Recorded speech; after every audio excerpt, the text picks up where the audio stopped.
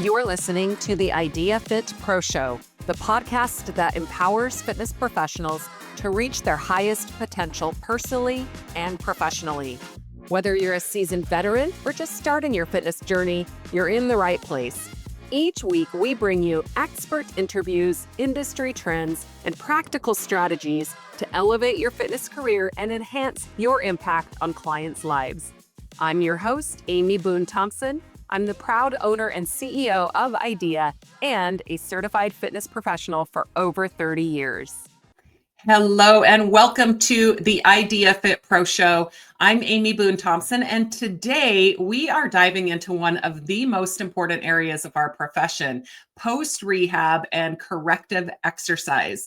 Our guest today is Brian Richey, who happens to be an expert in both. He is also an author, an educator, a personal trainer, and an industry leader in medical and corrective exercise. Brian holds a BS in kinesiology and exercise science. He is certified as a medical exercise program director, medical exercise specialist, and post-rehab conditioning specialist.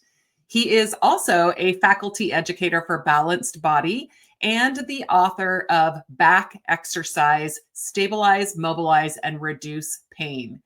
In recognition of his global impact on this profession, Brian was the recipient of the 2023 IDEA Korea Fitness Achievement of the Year Award, honoring his leadership and contributions to advancing education in the fitness and wellness industry. Brian is the owner and CEO of Fit for Life DC, a medical exercise facility in Washington, D.C., where he helps clients to move better, stand taller, and exercise pain-free. Brian, welcome to the IDEAfit Pro Show. Thank you so much. I appreciate it. I'm so excited. We literally see each other all over the world, from Korea to wherever, Sacramento, San Diego, and soon to be DC, because you live very, very close to where IDEA World will be located this year.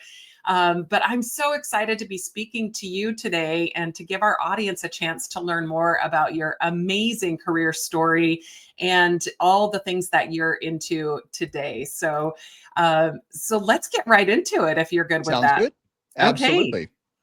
So I would love to just go back to where you first started your career in the fitness wellness industry. What was it that drew you here? And then more specifically, like, how did you get into this niche of rehab and corrective exercise? Oh, that was many, many, many years ago, many moons ago. Well, actually, I came at it from a completely different side of things. I was sort of the kid in school that was the least likely to exercise. At my peak, I was over 420 pounds. I was obviously the largest kid in my high school. That's when I graduated. I was at 420. Took exercise and dieting a lot more seriously over the next, 5 or 7 years, dropped my weight. And that's when my interest in fitness really began to take hold. Luckily, my mom was one of Hawaii's top trainers at the time. She started, when I say way back when, before any of this, the people were building benches and things like that. We actually literally made them out of wood for her classes. We did step classes way back. I remember having to sand the wood and put them together and things. It was way back when. So that's kind of where I sort of started with fitness, was following in her footsteps, working at her facility. She actually tore her ACL skiing. And I got a call one day while I was in school, and she said, "Listen, here's the story. I just tore my ACL." I said, "Oh my gosh." She said, "I'm flying back to Hawaii. I have to have surgery. Now, are you interested in doing this for a living?" And I was sort of toying with the idea of personal training. And she said, "I have 3 days to teach you before I go under the knife. You'll have to take over all of my clients. And I don't know how long I'll be out, but we have 3 days. Are you willing to do it?" So I had to learn how to become a group exercise instructor and a personal trainer in 3 days and get sort of dropped into the fire. But that's what started it all. And after that, I worked for her for a while and then began my career, got my degree, and went on from there. Amazing. I thought you were going to say she wanted you to do her post-rehab, but to take over her clients, you probably ended up doing both, I would assume. Well, I helped her because I was still in college at the time. So I was flitting around. I'd done stand-up comedy. I did acting. My major was drama at the time, but I knew that that wasn't a career that, I would make much at, especially being in Hawaii. And here she was with a career opportunity for me. And I said, what the heck? Let's give it a try. And literally, I fell in love with it immediately.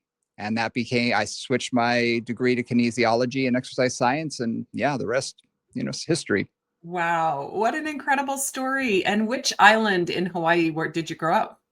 I grew up on Oahu. I was born and raised in Kailua, which is the eastern shore. Stayed there most of my life, then moved to what we call town, Honolulu, and lived there until I moved to the mainland. To the mainland. And how long have you been in the DC area? Oh, I look back on it and I don't know if you still live in your hometown, but I consider Hawaii my home, but I've lived in Washington, D.C. now probably longer than I lived in Hawaii, because I literally graduated college and moved right to DC following someone I was dating at the time. And that relationship didn't work out, but I decided to stay here and made it my home.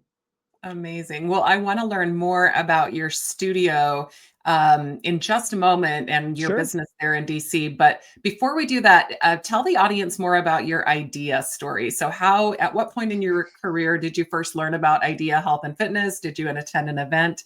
How did that happen? My very first event, I think it was 1992, maybe 1993. So it's been a long time. It was in Las Vegas. And I tell this story because it's very memorable for me. The very first class on the very first day I was taking, this was a class that was taught by someone. Anybody who's ever been to one of these events knows that it's done in big ballrooms. Ballrooms were not really made for group exercise, but we do our best. And I wasn't paying attention, or I didn't hear the instructor well enough. And we were doing kickboxing, and we did a roundhouse kick, and I planted my foot and twisted around it and immediately tore my meniscus and landed like a sack of bricks. Oh. And yeah, loud pop went down. This was the first session, first day. And literally I hobbled through the rest of it, but loved every minute of it. But that's why this is indelible in my mind, because I remember exactly what it was, but I remember the entire event. And I was floored by how many people did what I do and loved it so much and came with such passion. Because being in Hawaii, you don't really understand the global outreach. You don't really understand what's going on in the rest of the country when we're on a rock. So I really didn't know. And I didn't work in a big gym. I worked for my mom. So it was just the two of us. So I felt kind of sheltered. It's sort of like a kid who was homeschooled their whole life and suddenly goes to a massive high school and is just floored by this. But that was the experience. I walked in and I thought, oh my gosh, here are all these people who love what I'm doing, who love what I love. And I found a connection. I found a community. And I don't think I missed an IDEA World probably since then, maybe one or two. It's just that became my annual trip. And that was vacation. Instead of vacation, it was I have to go to World every year. Such a great story. I can't believe you got hurt on the first day First of session. the first event. Wow.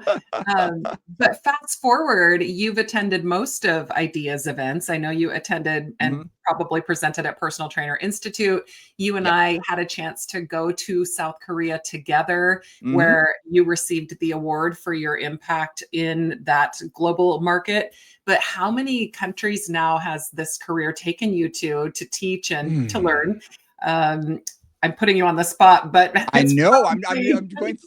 I don't have my passport with me. I don't know, 7, 8 throughout Europe, mainly Asia, to be honest. Asia, I find the Asian population, they are so hungry for knowledge. It is fascinating. And Korea, I started there, but I've been China, Japan. I'm going to be teaching in Singapore later this year. And every time I teach, the students are just so hungry for knowledge and love to learn. They love learning and they love application. I was actually told the first time I went there is, don't talk too much. We want to move. We want to exercise. We want our students to really be movers. And that was something that was really important. It's like, okay, they really want to experience this in their physical bodies. But yeah, I've traveled all over the world and love to do it. I've had invitations to go a few other places, and we're sort of working on that now, but I'm really looking forward to it. And so you're traveling as an independent presenter, but also through Balance Mhm. Body. So maybe Yes. let's talk more about Balance Body, who is a proud partner of IDEA. And what is your role when you do that? Because I'm sure there's a lot of people out there who would love to have that job as well. So tell us more about that. Well, I've been teaching at conferences for a long time and just teaching my own material. When I started doing this, there were very few people teaching post-rehab. Very few people. I was one of the first. There were a couple before me, and I learned from them and expanded on my own. And so there wasn't a lot of people doing what I was doing. Now there's a whole lot more. But back then there wasn't. And IDEA reached out to me. I became friends with Nora St. John, who's now my partner on the podcast Moving Conversations. And we started talking, and she said, you and I speak the same language. Pilates and personal training really are not two separate fields. There's sort of an overlapping Venn diagram of movement. And once we realized that, and we realized we were really teaching the same things, just coming at it from a slightly different lens, she invited me to teach for Balanced Body. And I've been literally teaching all over the world. I'm their now lead educator for the Anatomy in 3 Dimensions, where we actually build on a skeleton, on these miniature skeletons, the entire human body in clay. And it is fascinating.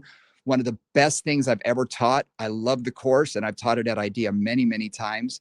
And it always gets such great response because it's not two-dimensional anymore. It's not just in a book. It's not just flat or on a screen. I have so many people say, well, I have this app, and I say, that's wonderful. But until you actually see it on the body and how it sort of winds and twists and turns, I say it's the next best thing to actually doing cadaver work and diving in, that way. And people who take it say, I've never learned it like this, and I love the course. So I've taken that over, and now I'm their lead educator and traveling the world teaching that as well. So brilliant. And when I first saw you teach that class at IDEA, it occurred to me that a lot of fitness professionals don't ever get a chance to even take a anatomy class, right? Yeah. And to really do a deep dive on the human body or to work on a cadaver, which fortunately I did have the chance to do that in my career. And it made such a lasting impression and gave me so much more understanding. But let's talk more about post-rehab and why this is such a massive opportunity for fitness professionals now, and it always has been. But if you're trying to round out your business and think about how you can help your clients more effectively with their orthopedic history, with chronic pain, where would you point that individual, and where could they get started if they are trying to gain more knowledge in this area? Well, the first thing I would say is taking a workshop like the one I'm teaching or something similar by someone who I'm going to say is reputable, because there are a lot of people out there who claim to do what we do. Look, we're not physical therapists, and we don't claim to be. We do what comes after physical therapy, which is kind of mainstream people back into general fitness. And a lot of times they leave their physical therapist and they still have residual issues that are lingering. So it's kind of up to us as the fitness professional to be able to take them and keep them safe, keep them healthy, and get them to move better. That's why one of my big things is I need them to move better, more efficiently and more effectively through life. And if I can do that, I've done my job. So I would say taking a workshop where someone is actually teaching this sort of thing and see if it's for you. I find that a lot of personal trainers, I don't know if you were this way, but when I first started, I was a jack of all trades. I needed the clients. So anybody that walked in the door, I need someone who can do that. I can do it. I can do it. Even if I didn't really know. And that was my fallacy at the time. And it wasn't until I took a course. I took it from a gentleman, Dr. Mike Jones. He's with the American Academy of Health, Fitness, and Rehab Professionals. And if you go to postrehab.com, you can see more about the actual course of the medical exercise specialist. But I took his course and I immediately said, this is it. This is what I want to do. And I started educating myself more and more and began to take more and more courses and educating myself. I'd always been educating myself, but this gave me more of a focus. And that focus really led me into doing what I do now. And I'd say 95% of the people that come to me have some sort of medical condition.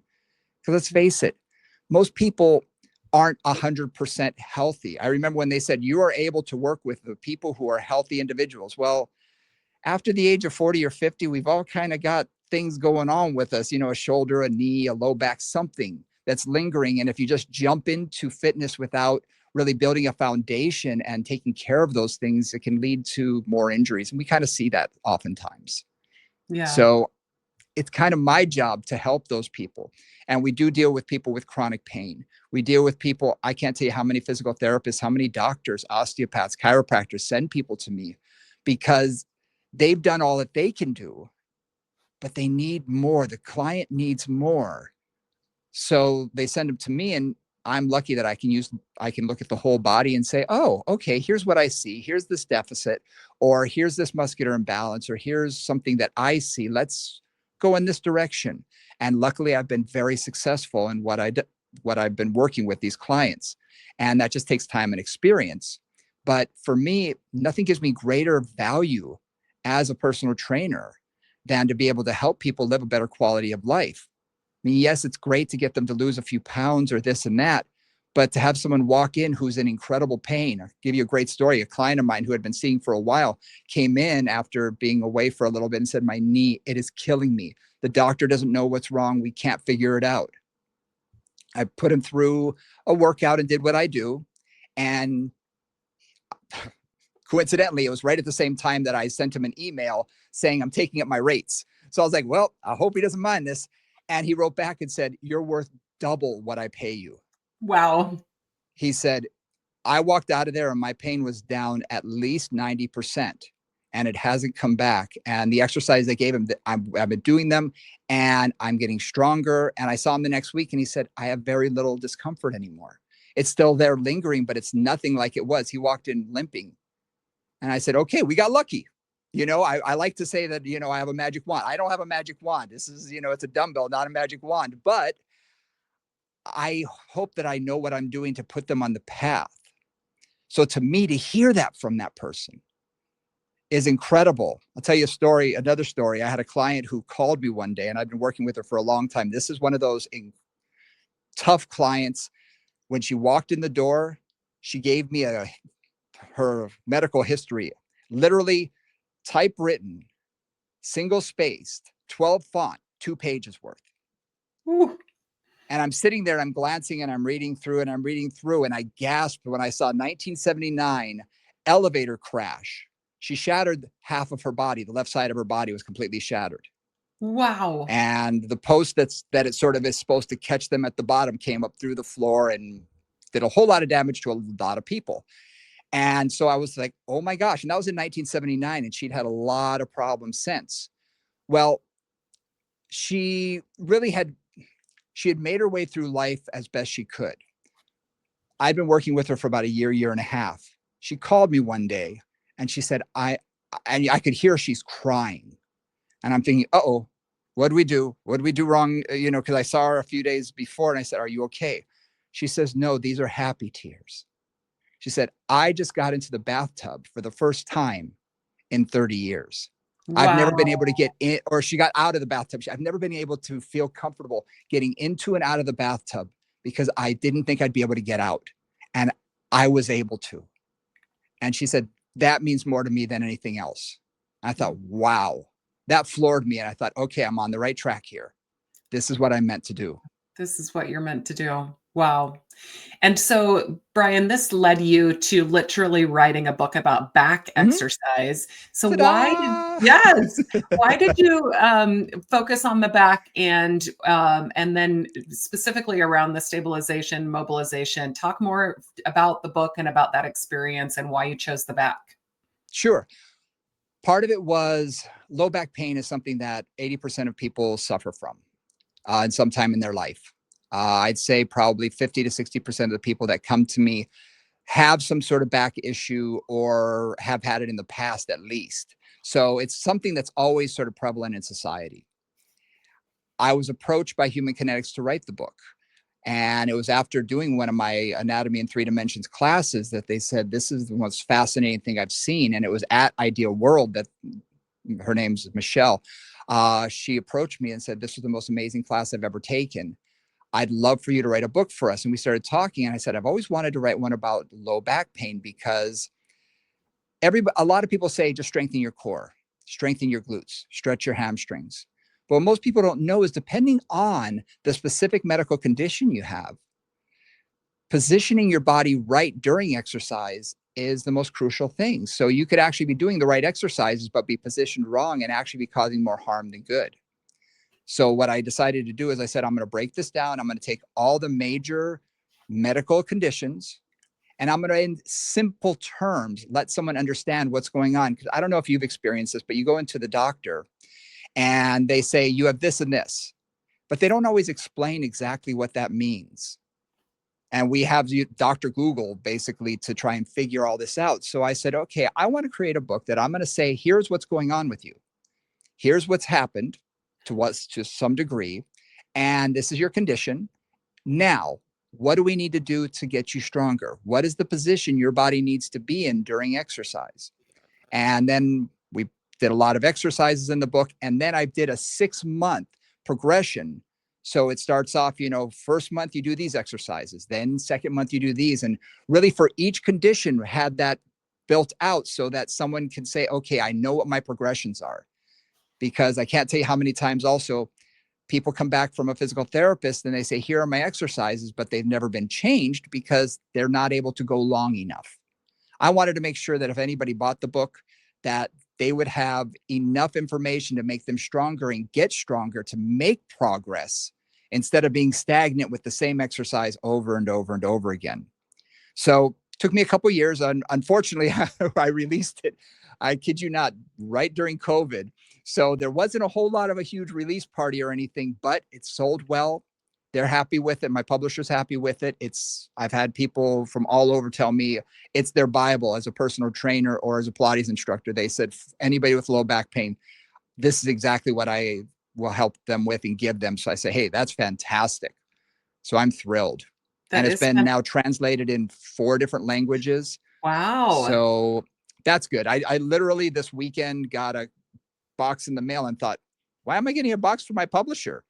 And I opened it up and it was just released in Italian. So I thought, fantastic. Okay, now I guess I have to go to Italy to promote the book and to lecture. So there you go. That opportunity. Exactly. That's so brilliant. And congratulations on all the success of the book. And it sounds like a great tool for, like you said, personal trainers, instructors, they can use with their clients. They can take it as these are things you can do well beyond our sessions together.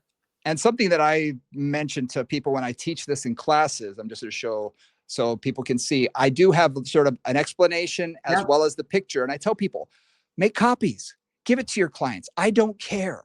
I want the person to have the information. I'm not telling them to go buy the book. I'm saying if you have the book, make a copy, give it to your client. That way they have it and they can do the exercise correctly. So I wanted to make sure that each page had a great, explanation as well as pictures so that it can be distributed. That's great. Tell us more about your medical exercise facility. I know I'm really curious about the business model. How are you aligning yourself with physicians and physical therapists? And then, a lot of our audience aspires to have their own studio or their own facility, just like your mom did, and now you do. So tell us more about your medical exercise facility. It's a small facility. We actually downsized this past year only because Washington, D.C. rent, much like Los Angeles, New York City, is outrageous. So I downsized a little bit. It's by appointment only. It's 2,300 square feet. We have a main floor that has exercise equipment. All of our equipment is multifunctional, which means I don't have a single piece that only does one thing. So everything has to maximize the amount of square footage. We also have a Pilates studio. So we have all of our equipment in there and we have offices for myself and my staff. We have a small staff. Over the years, I've cultivated a very specific, I want to say niche that I need the right staff members. And I'm always looking for more people, but it's hard to find the right person who is into what we're doing and really wants to get better at it. I sort of joke, if you want to be a physical therapist, the best way to get experience is work at a hospital, because you're going to see 1,000 knees, 1,000 hips, 1,000 low backs in the first year. That's kind of how my business is. You'll see everything within the first year because we get so many people coming with all these different injuries. And that's what I specialized in creating this. And for me, I believe in niche marketing. I believe in finding what your passion is and marketing to that. So I've marketed to physicians, chiropractors, osteopaths.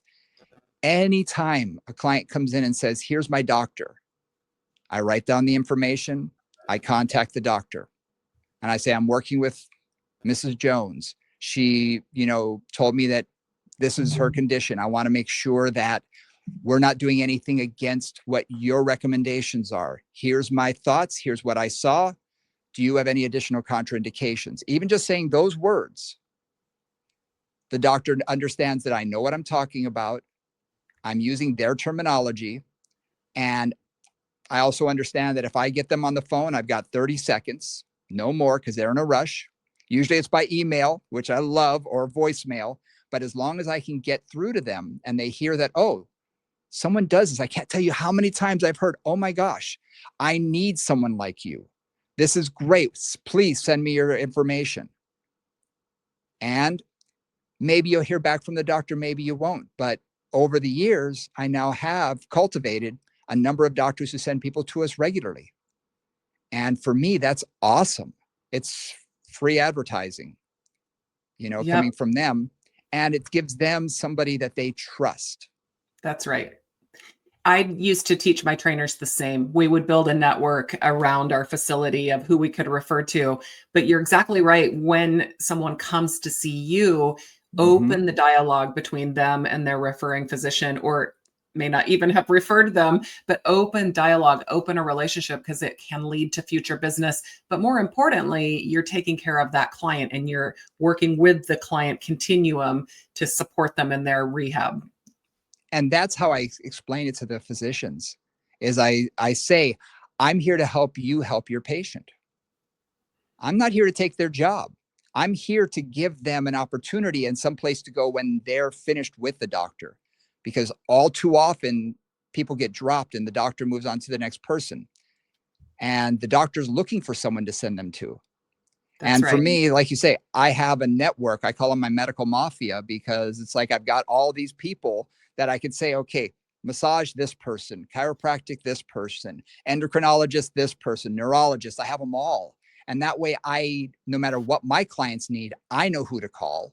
But at the same time, these are people who send their patients to me so that we can create a better, well-balanced medical community. Because technically we are part of that community. We're not primary care. We're kind of tertiary. We're not secondary. We're the level after that, but we're there and we help people. And believe it or not, we probably see the person 100 times more often than the doctor ever will, because they're going to come to see us regularly. That's right. That's right. And we're going to be there holding their hand through most days where the doctor gets, a couple visits per year if they're lucky. Exactly. Well, congrats on your practice. And I want to talk next about the NERSA and IDEA World Conference and Expo that's happening in your backyard practically at National Harbor, Maryland. So tell us, what are you presenting? What are you most excited about having, not to have to travel a long distance to get to the event this year? Yeah, my frequent flyer miles are going to suffer from this one. No, it's not too far away. It's about an hour away. Washington, D.C. is a bigger area than people really realize. And it's at the National Harbor. So from my home, it's about an hour and 15 minutes, but not too far, which is very nice. From my studio, it's about 45 minutes. I'm going to be teaching 3 different classes. I'm going to start with, the first is going to be on the cervical spine, text, neck, and cervical strain. We're dealing with so many clients who are coming in. Let's face it, cell phones are going to be the scourge of the earth, in my opinion, when it comes to posture, because everybody's got their heads in their lap and staring down at the screen. I see it with kids now, teenagers who have these awful postures, and clients who are doing it way too often in Zoom calls, and they're leaning in. And we're seeing more neck and tension headaches. So this course is really going to be for those people and the clients who have these issues. The next is on knee pain. And it's talking about specifically the vastus medialis. This is a 1-hour workshop. It's on the vastus medialis and the importance of it, getting it firing. How does it help with knee tracking issues, and how getting that to fire again can actually help your client out a lot. So we'll be discussing specifically knee problems there. And the final one is the one I'm most interested in teaching this time around. It's sort of the world premiere of me teaching this course. It's on osteoporosis, the silent syndrome. So many people suffer from osteoporosis, and unfortunately, they don't know they have it until, I hate to say it's too late, but that's the way it is. And I can't tell you how many clients have come in and they walk in, and these are clients who are perfectly healthy and riding their bike and doing all these sorts of things. And then they walk in like robots one day. Like, what happened? Are you in pain? No, but my doctor said I have osteoporosis, so I'm not allowed to bend over anymore and I can't turn. And I'm thinking, really? You're not allowed to bend over ever again in your life? But they put that fear into them to keep them safe, but we still have to keep them functional. So this is going to be a course really talking about how do we keep our clients functional who have osteoporosis, what we need to avoid, but what we can do for them, how we can still strengthen them and get them to move better, and teach them that it's not something to necessarily be afraid of, but something to work with and get stronger and hopefully begin to reverse some of. So that's really an exciting class that I can't wait to teach. It'll be really fascinating to see the blend of attendees that will be at this year's event. And when I interviewed Siri, who teaches in Campus Rec at Harvard, she was reminding us that this isn't just about the students that are coming to learn or to think about entering wellness. This is about people who are working with campus employees, with campus faculty. These are candidates that need the information you're teaching for every person who steps into their classroom. So it may not be mainstream fitness. They might be teaching in an institution or on a campus, but they're still seeing all the same people who are going to benefit from the things that you're teaching. So I'm really excited to see the NERSA community experience your sessions and see what it opens for them and how it can help their clients, and vice versa. I'm really excited for IDEA's attendees to learn more from the academia and the professors that are teaching topics on the NERSA side of the program. So I'm just curious, your observations of this year's partnership and what you're most excited about with that blend of attendees. Well, anytime I teach in a environment where I'm at a new event or a partnered event with IDEA, when we've had a few of those in the past, it's always interesting because I will be seeing people that I've never heard speak before. I'll be able to sit in on classes that I probably never would have been introduced to. And so it's sort of, oh, okay, let's try this one out. And it's fascinating to sometimes see it from a different lens and a different point of view. We come from more of a studio gym side of things. Even though I spend a lot of time in academia and research and things, it's still going to be really neat to sort of be revisited to that. And it's also nice to sometimes talk to some of the younger people who are starting out in their careers, and maybe they don't know what they want to do yet, and be able to experience some of this and say, you know what, this is something that I'm interested in, or this gives me more focus on an area that, oh, this seems like something that I can do for the rest of my life. So I'm looking forward to that. Anytime I teach at a new event, I love seeing the new students, because that's wonderful to get that energy and hopefully be able to touch them in a way that, you know, they're able to help other people down the road. One of the things I've always admired about you, Brian, is not only are you one of our country, well, you're a global presenter and you're at the top of your game with teaching, but you also remind us to be a student. And just like you just said, like, you're constantly learning. You're learning from all the other peers and the presenters that are at this workshop. And we all learn from our students as well. And so I just want to say I admire that about you. You always are a student in addition to being a top presenter. Well, thank you. I think being curious is a gift, and I always want to learn. And I think we all should. I remember one year I was going to be teaching at a personal trainer, and the gym that I go to, one of the trainers I had become friends with, I said, "Are you going to go? Are you good? Are you going to go?" And what she said disappointed me. She said, "Oh no, I'm going to be here working. Why would I go there? What? I know all that stuff already." And I must have looked at her with this look because she was taken aback. I said, "Really? How can anybody think they know it all?" 20 years ago, we'd never heard the term fascia before, and now it's become such a huge part of our industry. What's going to be the next thing? Functional fitness was never spoken about, and then it became a huge topic. And every year I keep keeping my ears open. What's the next big thing? What are we going to be learning about? And who can I learn this from? Because it's going to open my horizons and get my toolbox even bigger. So for me, I want to have all the tools possible. So no matter who walks through my front door, I can help them. I've got a tool that I know I'm like, yep, that's what I can do for you. So curiosity is our greatest gift. Yeah, and thank you for reminding everyone, whether you are flying or driving or taking public transportation, get to this year's event. It's going to be such an amazing choice of sessions. The program is live, so you can go check out all of the sessions, including Brian's, but there are a lot of really amazing topics. Our 2 different program teams killed it. I think you're going to find something that will spark your own curiosity at the show.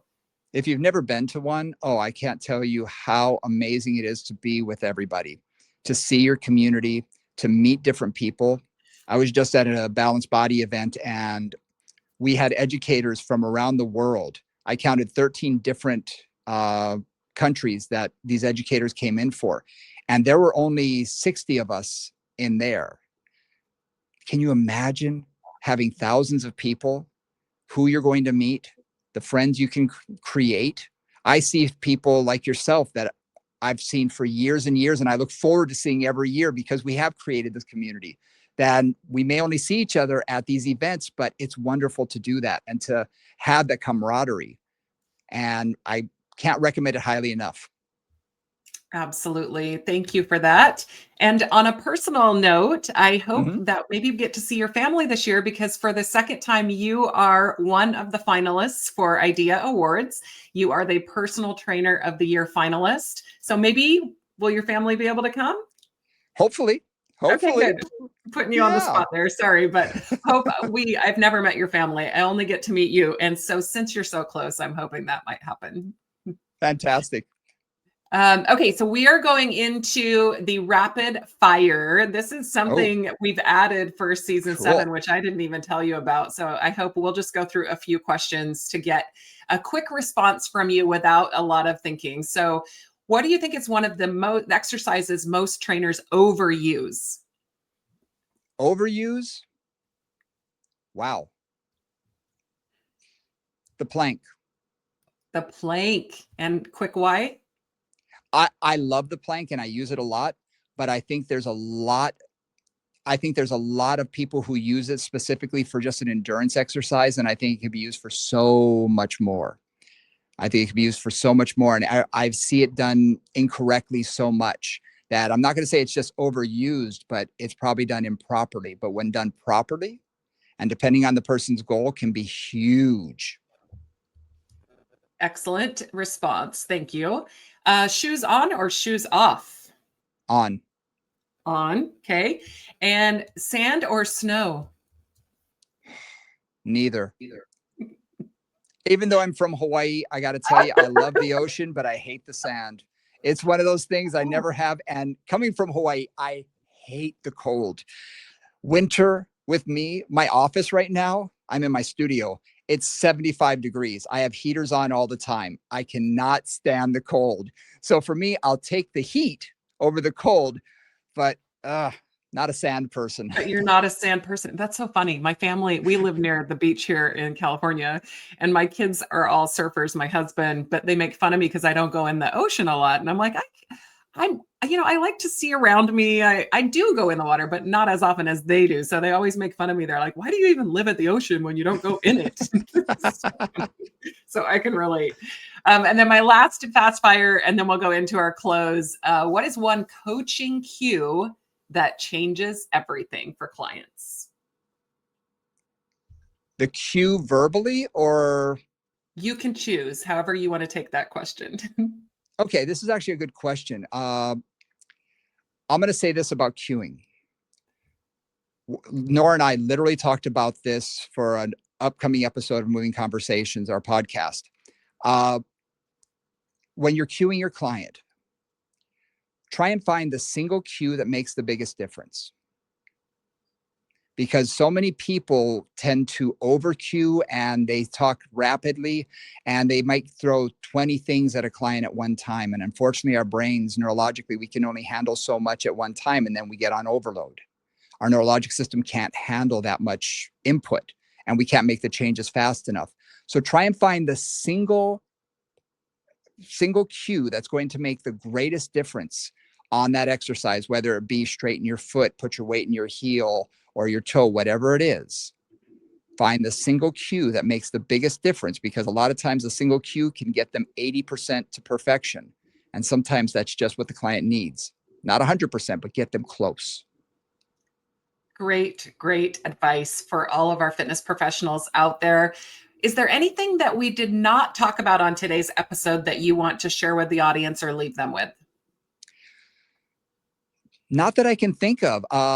If you'd like more information about the kind of things that we do, check out Moving Conversations. It's on all of the podcast services. Nora St. John and I, we talk everything from Pilates to fitness, the merging of the two. We do a lot of post-rehab type of stuff and a lot of corrective exercise stuff. We have some incredible interviews with, industry leaders like yourself when you joined us.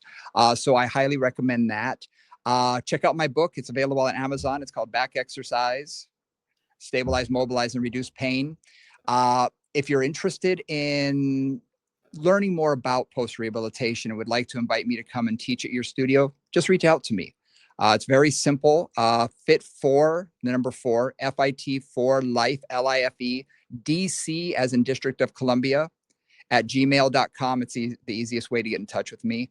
And I'd be more than happy to either point you in the right direction or set something up where I can come and teach you and your team some stuff that can actually help your clients. And I got to tell you, from a marketing standpoint, it'll open you up to so much more business, so much more. We literally can't keep up with the amount of people that want to come and see us.